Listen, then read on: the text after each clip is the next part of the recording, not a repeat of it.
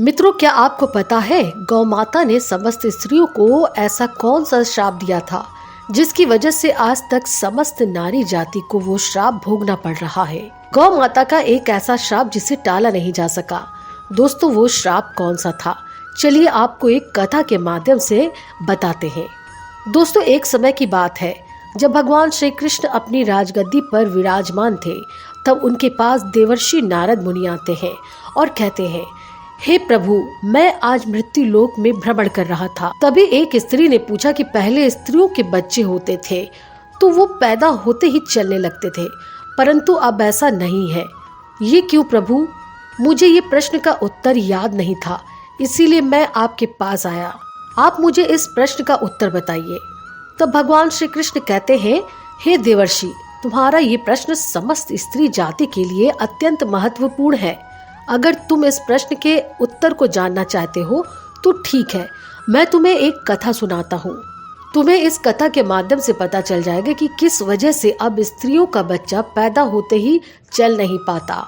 तब देवर्षि नारद कहते हैं कि हे प्रभु, मैं इस कथा को पूरा सुनूंगा, कृपया आप कथा सुनाइए। दोस्तों, अगर आप भी जानना चाहते हैं कि इस प्रश्न का उत्तर क्या है तो वीडियो को आखिरी तक जरूर देखें।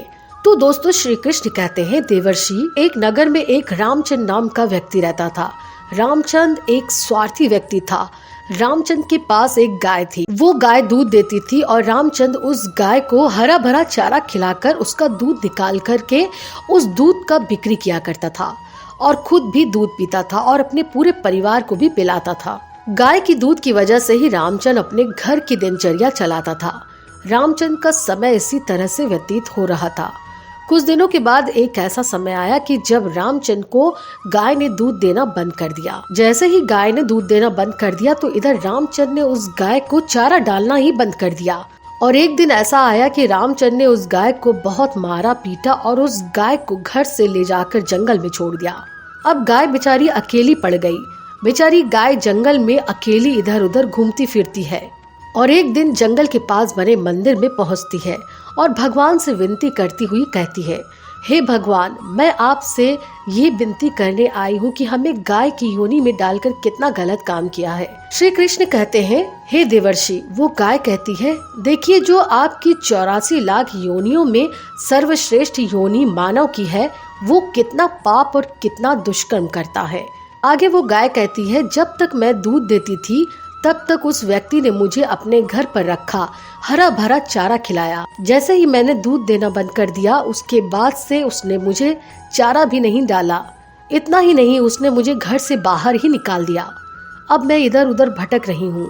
अब जंगल में घास खाकर मैं अपने पेट भरती हूँ। हे भगवान, आपने जो सर्वश्रेष्ठ योनि बनाई है, ये तो कितनी स्वार्थी और लालची योनि है। श्री कृष्ण कहते हैं कि हे देवर्षि नारद, धीरे धीरे समय व्यतीत होता चला गया। गाय बेचारी इधर उधर भटकती रही। जब भी वो गाय रामचंद्र के द्वार पर जाती तो रामचंद्र लाठी लेकर उस गाय को जंगल की तरफ भगा देता है। श्री कृष्ण कहते हैं, हे देवर्षि, धीरे धीरे एक दिन वो गाय जब गर्भवती हो जाती है तो अब जैसे ही 3-4 महीने का गर्भ हुआ है तो उसी जंगल में एक स्त्री गुजर रही थी। उस स्त्री ने जैसे ही उस गाय को देखा, उसने मन में सोचा कि ये गाय तो गर्भवती है, मैं एक काम करती हूँ, इस गाय को मैं पाल लेती हूँ। जब इसका बच्चा हो जाएगा तो यही गाय मुझे दूध देने लगेगी, तब मैं इसका दूध खुद भी पीऊंगी और पूरे परिवार वालों को भी पिलाऊंगी और साथ ही साथ इसको बेचूंगी भी। लेकिन जैसे ही वो स्त्री उस गाय को पकड़ने के लिए अपने पति को बुलाने के लिए जाती है और जब तक उसका पति वहाँ पर आता है तब तक वो गाय वहाँ से चली जाती है। धीरे धीरे समय बीतता गया। श्री कृष्ण कहते हैं, हे देवर्षि, जब उस गाय के प्रसव का समय नजदीक आ गया तब वो एकांत जंगल में सुरक्षित जगह पर जा करके उस गाय ने एक बछड़े को जन्म दिया। श्री कृष्ण कहते हैं कि हे देवर्षि, प्रसव के कुछ समय बाद वो स्त्री उसी जंगल में घास काटने के लिए गई हुई थी। जैसे ही उसने दूर से देखा कि एक गाय ने अपना बच्चा जन्म दिया हुआ है, तब वो स्त्री उसके पास गई और उसने ध्यान से उस गाय को देखा तो बोली कि अरे, ये तो वही गाय है, इस गाय ने तो बछड़ा दे ही दिया, चलो अच्छा हुआ। वो स्त्री सोचती है, अब मैं इस गाय को पकड़ के अपने घर पर अवश्य ले जाऊंगी। जैसे ही वो स्त्री उस गाय के पास से अपने पति को बुलाने के लिए जाने लगती है, तभी गाय ने उसी समय उस स्त्री से कहा, हे बहन, आज तुम हमारे ऊपर एक परोपकार कर दो। ये मेरा जो बच्चा है ये पीछे पड़ा हुआ है, इसे उठाकर तुम मेरे गर्दन के ऊपर रख दो। मैं अपने बच्चे को लेकर किसी सुरक्षित जगह पर चली जाऊंगी, क्योंकि ये बच्चा 8 महीने के बाद चलने लायक हो पाएगा। 8 महीने बाद अपने पैरों पर चलेगा। श्री कृष्ण कहते हैं, हे देवर्षि नारद, जैसा अभी है वैसा पहले नहीं था। पहले गाय का बच्चा 8 महीने के बाद ही अपने पैरों पर चलने लायक हुआ करता था। श्री कृष्ण कहते हैं, हे देवर्षि, लेकिन जैसे ही उस स्त्री ने गाय की बात सुनी तो वो बहुत जोर जोर से हंसने लगी और कहने लगी, तुम्हारा बच्चा इतना गंदा है, इतनी गंदगी में पड़ा हुआ है, मैं तुम्हारे बच्चे को उठाकर तुम्हारे गर्दन पे क्यों रखूं? मैं तुम्हारे ऊपर ये उपकार क्यों करूं? जैसे ही उस स्त्री ने उस गाय का मजाक उड़ाया, उसी समय गाय बेचारी बहुत असहाय थी, वो अपने बच्चे को उठा नहीं सकती थी। श्री कृष्ण कहते हैं, हे देवर्षि, उसी समय दुखी होकर के गाय ने श्राप दे दिया। उसने श्राप देते हुए कहा कि जाओ, अभी तक तुम्हारा बच्चा जन्म लेने के बाद तुरंत चलने लगता था, लेकिन आज मैं श्राप देती हूँ कि तुम्हारा बच्चा जन्म के 10 महीने के बाद ही अपने पैरों पर चलने लायक होगा, और जो मेरा बच्चा आज चल नहीं पा रहा है, ये आज के बाद पैदा होते ही बहुत जल्द अपने पैरों पर चलने लायक हो जाएगा। श्री कृष्ण कहते हैं कि हे देवर्षि, इसी श्राप के कारण स्त्रियों का बच्चा जन्म लेते ही अपने पैरों पर चल नहीं पाता। दोस्तों, सतयुग में सुखदेव पैदा होने के तुरंत बाद ही अपने पैरों पर चलने लगे थे, और वेद व्यास जी भी जब जन्म लेने के तुरंत बाद ही अपने पैरों पर चलने लगे थे।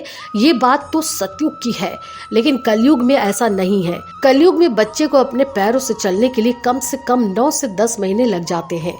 इसका कारण यही है क्योंकि गाय ने समस्त स्त्री जाति को श्राप दिया था। उसी दिन से समस्त स्त्रियों के जो बच्चे पैदा होते ही चलने लग जाते थे, उनकी प्रक्रिया वहीं पे रुक गई। गाय के श्राप के कारण ही स्त्री का बच्चा 9-10 महीने के बाद ही चलने लायक, अपने पैरों पर खड़े होने लायक बन पाता है, और गाय का बच्चा उसी दिन से अपने पैरों पर चलने लायक हो जाता है।